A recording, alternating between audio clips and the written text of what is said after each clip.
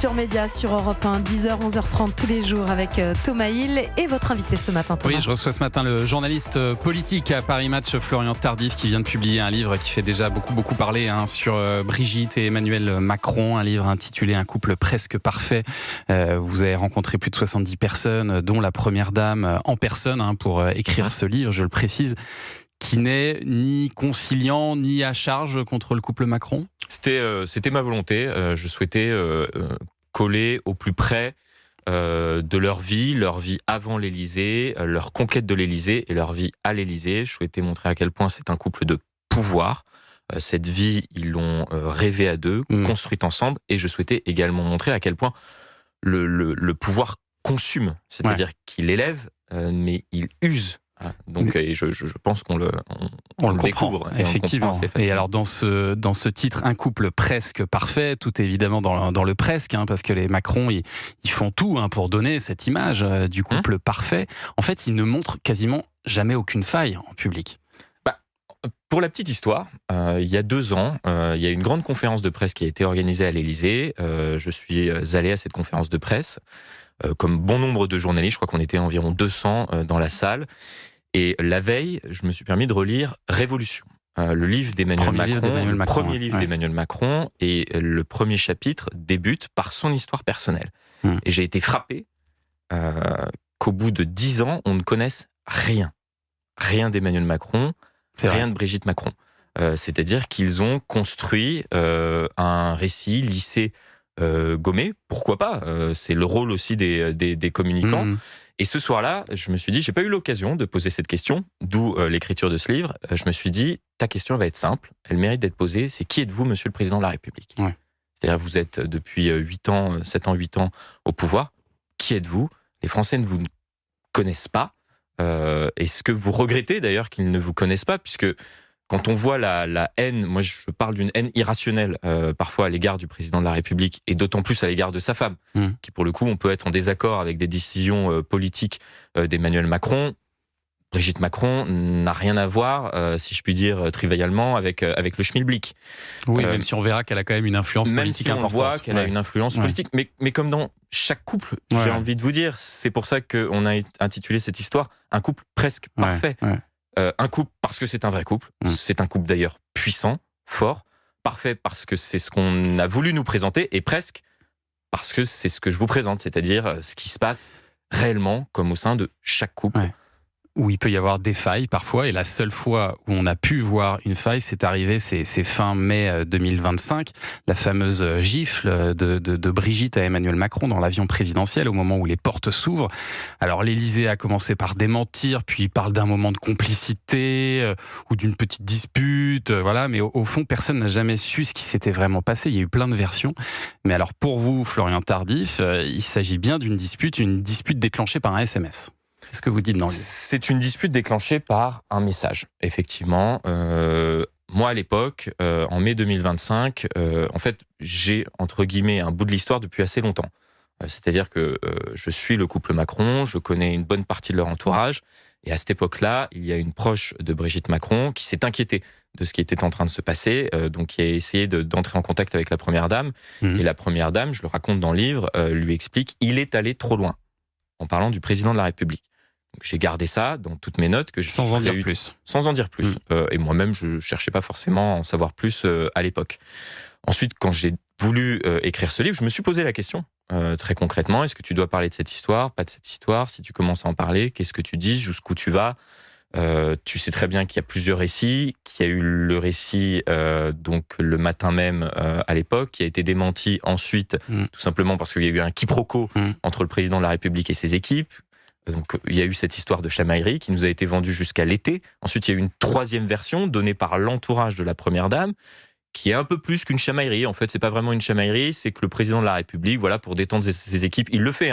Avant la sortie de l'avion, a envoyé de l'eau en direction de ses officiers de sécurité, que Brigitte Macron était à côté, elle voulait pas être mouillée. Bon, pourquoi pas ? Ça a été également la version qui m'a été donnée lorsque j'ai été à l'Élysée il y a deux mois. Et vous n'y croyez pas à cette version ? Par l'entourage de la première dame. Donc pourquoi pas ? Sauf que cette version-là m'a été démentie ensuite par la première dame elle-même, quelques minutes plus tard. Et je raconte la version de la première dame. Je dis voilà, la première dame m'a expliqué qu'elle était très fatiguée, qu'elle voulait pas sortir de l'avion et qu'en même temps elle se disait mais si je sors pas de l'avion, qu'est-ce que je fais? Enfin voilà, c'était assez confus, mais voilà, elle m'expliquait ce qui s'était passé concrètement sans en dire plus, en défendant toujours son mari. Je le dis dans le livre. Et non, je n'ai pas cru. Donc vous avez enquêté un petit peu plus et vous avez découvert que c'était un SMS envoyé. Donc, j'ai découvert qu'elle avait lu un message, je n'irai pas plus loin. Je me suis fixé une ligne rouge, c'est celle-ci. C'est-à-dire vous n'allez pas donner le contenu du message, c'est ça? Je ne donne pas le contenu du message. Je n'ai pas cherché d'ailleurs à avoir le contenu du message. Il y a énormément de proches. L'autrice. Je donne l'autrice tout simplement parce qu'elle a surfé sur cette histoire-là. On le voit, je le raconte très bien dans certains entretiens qu'elle a donnés avant notamment cet épisode-là. Elle donne une histoire d'ailleurs qui n'est pas du tout celle qu'elle donnera 6 mois plus tard, après cet épisode de l'altercation au Vietnam. Il s'agit de l'actrice franco-iranienne Golshifteh Farahani, que vous citez dans le livre, c'est pour ça que je me permets de le faire aussi. Et effectivement, elle avait donné un entretien à Paris Match en mars 2025, où c'était une interview pleine de sous-entendus, on peut le dire comme ça. Ah plutôt oui, où elle explique que les hommes français n'arrivent jamais à quitter leur mère, qu'ils sont très coincés avec leur mère. Leur première femme, c'est la mère qu'ils n'ont pas eue, et là, ils ne la lâchent plus, même s'ils sont follement amoureux de quelqu'un d'autre. Voilà ce qu'elle dit à Paris Match à l'époque. C'est plus que plein d'ambiguïté. D'autant plus que j'ai ensuite dévoilé les quelques questions qui n'ont pas forcément d'importance, c'est pour ça qu'elles n'ont pas été publiées par Paris Match, où elle poursuit autour de cela, lorsqu'on lui pose la question, voilà, est-ce que vous connaissez le président de la République? Le président de la République, écoutez, c'est le président de la République. Donc, mais voilà, mais lorsqu'on lit l'ensemble de l'histoire, serait tombée sur un SMS comme sur ça, un message équivoque, ou ce que j'explique, c'est plus que le message en lui-même, c'est ce qu'il pouvait laisser entendre. Moi, ça m'a été rapporté par quasiment tous les proches que j'ai interrogés. D'ailleurs, parfois, c'est eux-mêmes qui abordent la question. Donc vous êtes sûr de vos informations? Oui. Et ensuite, compte tenu de l'explosivité de ce récit, vous imaginez bien, pour l'écriture de ce livre, j'ai souhaité interroger uniquement les proches de monsieur et de madame, uniquement, parce que je sais qu'il peut y avoir de l'amertume, des intérêts, on est à 1 an de la présidentielle, donc voilà, donc je fais très attention à cela. Compte tenu de la sensibilité de ce passage-là, de leur histoire commune, je suis allé voir ailleurs des sources plus que solides qui ont accès effectivement à des personnes qui ont été dans l'avion. Et vous dites que c'est une relation qui serait restée platonique? C'est ce que me disent tout le monde, tous les proches que j'ai pu avoir. À chaque fois, ce qui est intéressant, c'est qu'ils ont le même récit. C'est-à-dire, ils me disent, non, mais c'est que des SMS, oui, il me dit ça, il lui a envoyé, je suis très jolie, je vous trouve très jolie, je vous trouve magnifique, etc., etc. Il y a une proche de madame qui m'a dit, oui, ça a été des éléments de langage qu'on m'a donnés pour faire passer l'histoire pour presque rien. Mais alors, qu'est-ce que vous répondez à ceux qui disent qu'aujourd'hui, Florian Tardif, vous franchissez la barrière de la vie privée avec ce livre? Alors, premièrement, nous avons tous été témoins de ce qui s'est passé. C'est vrai que c'est une scène privée, je suis tout à fait d'accord, mais qui est passée dans, entre guillemets, le domaine public à partir du moment où on a tous été témoins de ce qui s'est passé. Ça, c'est le premier point. Le deuxième point, je note tout de même que l'ensemble des politiques qui disent « attention, on touche à la vie privée » sont ceux qui, dans le cadre d'élections, sont les premiers à exposer leur vie privée. Je ne donnerai pas forcément d'exemple, mais on pense à énormément de personnes, dont le couple Macron, qui se sont dit, qui s'est dit en 2016, si on veut accélérer notre médiatisation, notre notoriété, notre notoriété, ça leur a plutôt servi de faire la une de Paris Match. Effectivement, faire la une de Paris Match, raconter qui on est, exposer parfois notre famille. Quand on voit toutes les photos qui ont été publiées dans Paris Match le soir de l'élection, on a toute la famille, on a tout. Et donc vous dites, on peut aussi sortir de l'image de papier glacé justement et savoir ce qui se passe en coulisses. C'est ce que je pense. Tout simplement. Mais vous êtes d'accord que c'est quand même du domaine de la vie privée? Oui. On a une espèce de pudeur, qu'on peut comprendre ou pas en France, en estimant que les hommes et femmes politiques sont des êtres froids. Moi-même, je les ai toujours analysés quasiment comme des êtres froids, c'est-à-dire qu'on part du principe que le matin, ils se sont réveillés de bonne humeur, qu'ils ont bien mangé, qu'ils ont bien dormi, que tout se passe bien avec leur femme, et que cela n'aura, quoi qu'il arrive, aucune incidence avec ce qui peut se passer. Non, c'est des êtres de chair et d'os qui sont comme nous.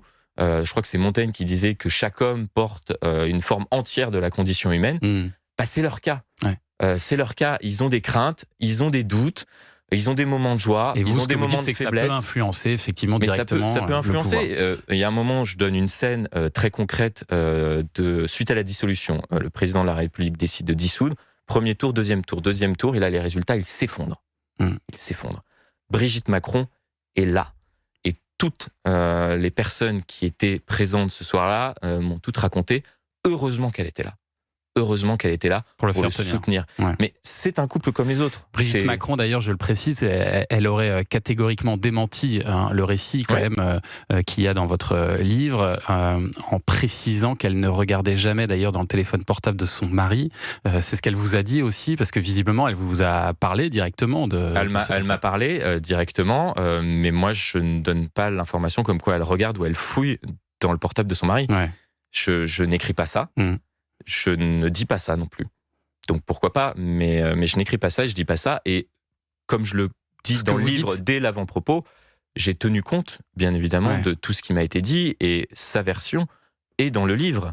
Je dis juste que moi j'ai une version différente, étayée, et que sa version par contre est dans le livre. Et ce que vous dites en tout cas, c'est qu'on découvre dans votre livre, Florian Tardif, une Brigitte Macron très jalouse. Et il y a... Très jalouse, mais j'ai envie de dire comme peut-être n'importe qui. Enfin, on ne se rend pas compte que le pouvoir attire. C'est Bernadette Chirac, je la cite à un moment donné, qui a ce mot assez fin pour décrire ce qui s'est passé au moment où elle était à l'Élysée, où elle a pu percevoir cela. Elle dit « Les femmes sont comme des papillons attirés par la lumière ». Et on voit bien dans ce livre effectivement les phénomènes de cour qu'il peut y avoir, toutes ces femmes qui peuvent s'approcher un peu trop près du président. Vous parlez notamment d'une mystérieuse stagiaire de l'Élysée surnommée Scheherazade. Et Brigitte se serait débrouillée pour qu'elle ne soit surtout pas embauchée après son stage.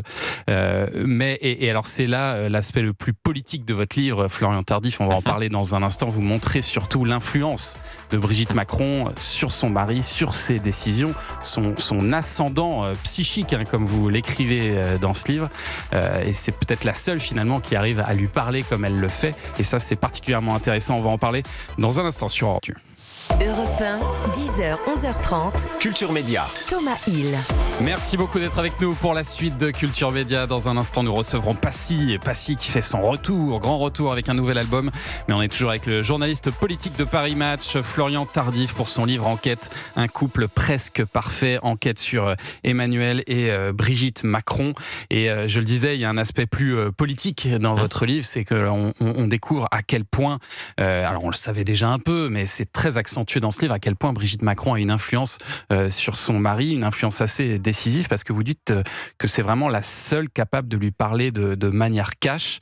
Quand par exemple il dit qu'il suffit de traverser la rue pour trouver du travail, on se souvient tous de cette petite phrase. Il y en a eu beaucoup des petites phrases, mais celle-là, elle a marqué. Elle est emblématique, et c'est vrai qu'elle lui a collé au basque pendant un bon moment à Emmanuel Macron. En privé, Brigitte Macron lui aurait répondu « T'es con ou quoi ?»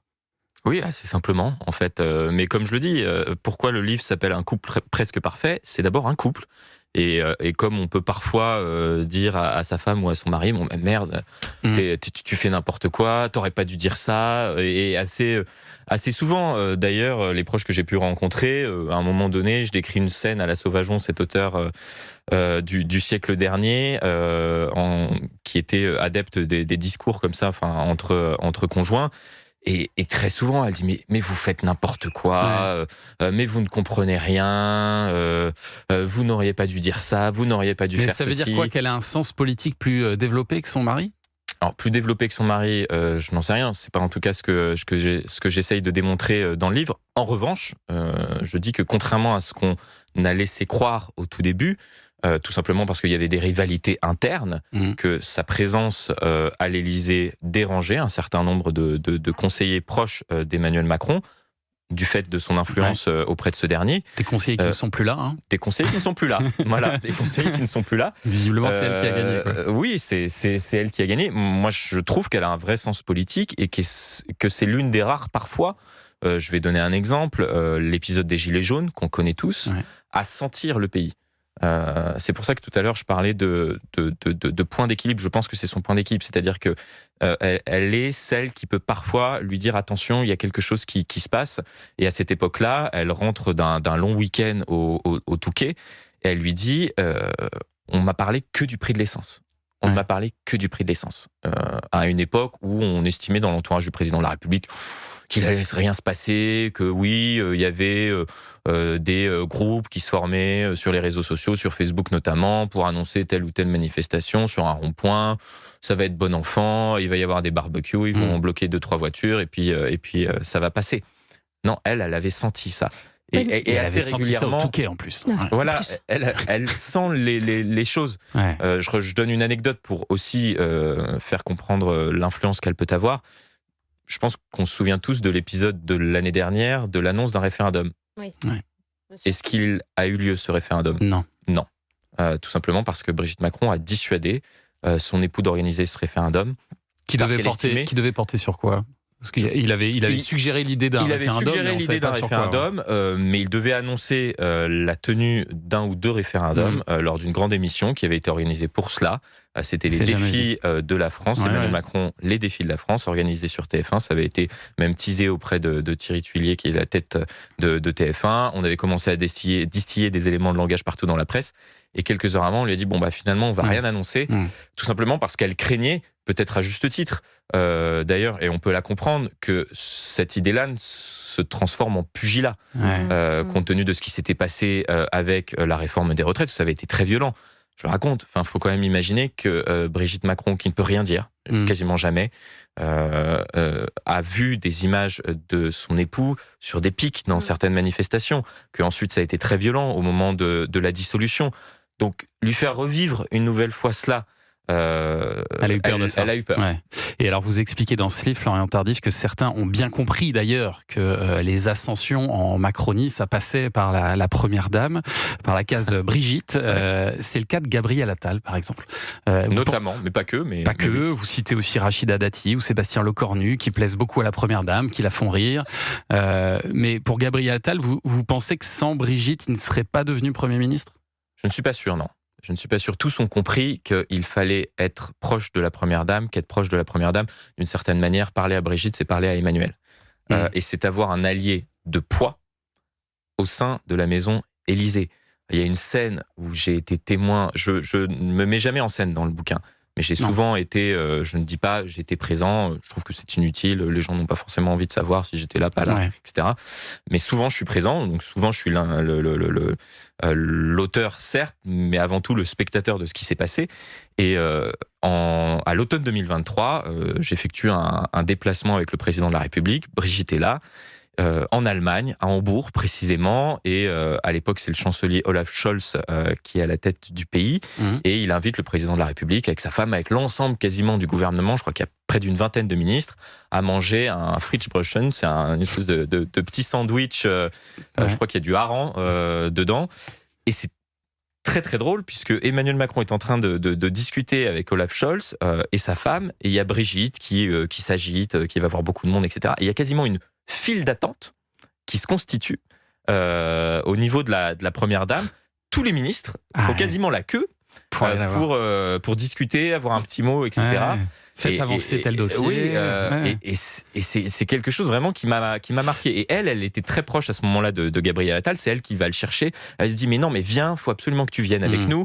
La femme d'Olaf Scholz, elle a longtemps travaillé dans l'éducation. Elle est spécialiste de telle ou telle question. Vas-y, donc pose ça là, pose ton sandwich, viens, discute quelques minutes avec nous, avec le président de la République, le chancelier allemand, sa femme. Et au bout de 2-3 minutes, c'est bon, tu peux continuer à tes occupations. Voilà, ça fait très château de Versailles quand même. Hein. Ça rappelle une époque.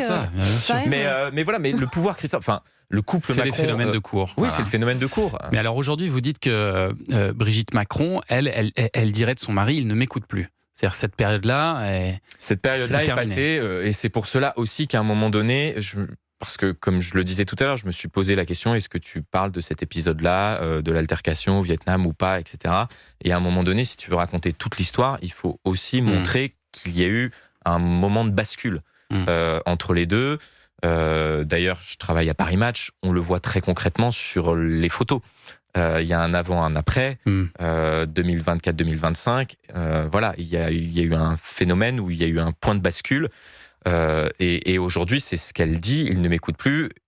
Et elle ne voulait pas de ce deuxième quinquennat. Déjà. Elle ne voulait pas de ce deuxième quinquennat. C'était pas le contrat. Ils avaient entre guillemets un contrat. C'était un quinquennat. D'ailleurs, c'est assez marrant la manière dont le deuxième quinquennat, en tout cas la candidature d'Emmanuel Macron, s'est organisée. C'est-à-dire que on lui a pas clairement dit. Ouais. Elle a commencé à avoir des conseillers spécialistes dans la manière de gérer des campagnes, revenir à l'Élysée, organiser des réunions ici ou là, parfois beaucoup s'appeler. Voilà, elle a vu qu'il y avait une sorte d'agitation autour d'une candidature potentielle. Elle a très bien compris ce qui se passait. Est-ce qu'ils ont eu vraiment une discussion à un moment donné pour dire est-ce que ça te dérange si j'y vais, si j'y vais pas?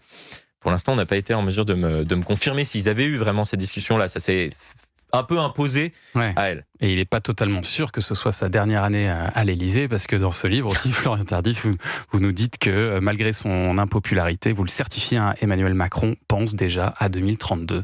C'est un animal politique. Enfin, est-ce qu'on a vu un animal politique comme Emmanuel Macron, comme François Hollande, comme Nicolas Sarkozy, comme Jacques Chirac, je ne vais pas vous faire la liste de tous les présidents de la République, Valéry Giscard d'Estaing, à un moment donné, c'est-à-dire que tous les présidents de la 5e, soit ils ont été réellement empêchés, soit ils ont eu des problèmes de santé, voire sont décédés, mais à chaque fois, ils ont tenté de revenir. Et lui, en plus, il dit, j'ai une biologie qui me permet de voir au-delà de 27. Ça, c'est vraiment quelque chose qu'il nous a dit, oui.